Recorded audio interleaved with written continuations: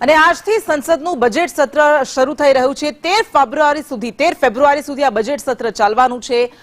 વકફ અને કુંભ દુર્ઘટનાને પગલે આ બજેટ સત્ર તોફાની બનવાની શક્યતા છે, કારણ કે વિપક્ષ તરફથી આ મુદ્દા પર આકરા પ્રહાર કરવામાં આવશે।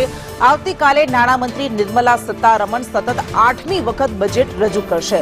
બજેટ સત્રમાં વકફ સુધારા સહિત કેટલાક 16 મહત્વના બિલ રજૂ કરવામાં આવશે, જેમાં આણંદની રૂરલ મેનેજમેન્ટ ઇન્સ્ટિટ્યૂટનું નામ બદલીને હવે ત્રિભુવન સહકારી યુનિવર્સિટી આણંદ કરવામાં આવશે। આ ઉપરાંત ઇન્ડિયન રેલવે બોર્ડ એક્ટનું પણ વિલીનીકરણ કરવામાં આવશે।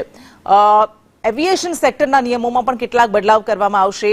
ઇમિગ્રેશન અને વિદેશીઓના પ્રવેશને લગતા નિયમો પણ બદલવામાં આવશે। આ ઉપરાંત ફાઇનાન્સ બિલમાં, નાણાં બિલમાં નવા ડાયરેક્ટ ટેક્સ કોડને પણ સમાવવામાં આવશે।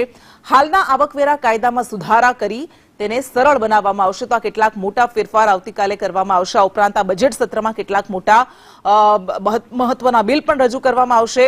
આજથી બજેટ સત્ર શરૂ થઈ રહ્યું છે, પરંતુ આ સત્ર કેટલાક મુદ્દાઓને કારણે તોફાની રહેવાની, હંગામી રહેવાની પણ પૂરેપૂરી શક્યતા છે। નાણામંત્રી નિર્મલા સીતારમણ સતત 8મી વખત આ બજેટ રજૂ કરવાના છે।